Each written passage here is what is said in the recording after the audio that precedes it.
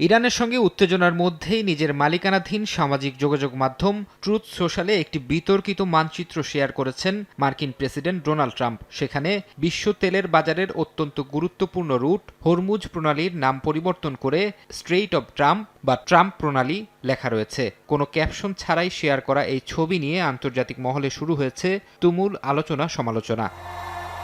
তবে এটি প্রথম নয়। এর আগেও গত মার্চ মাসে এক বিনিয়োগ ফোরামে বক্তব্য দেওয়ার সময় হরমুজকে ট্রাম্প প্রণালী হিসেবে সম্বোধন করেছিলেন তিনি। সে সময় উপস্থিত জনতা বিষয়টিকে ভুল মনে করে হেসে উঠলেও ট্রাম্প দাবি করেছিলেন তিনি খুব কমই ভুল করেন।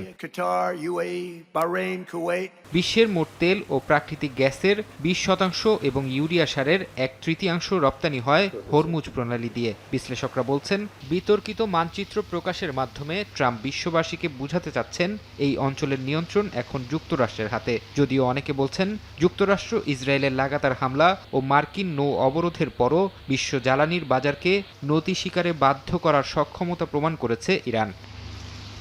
ফারহাদ চৌধুরী, সময় সংবাদ।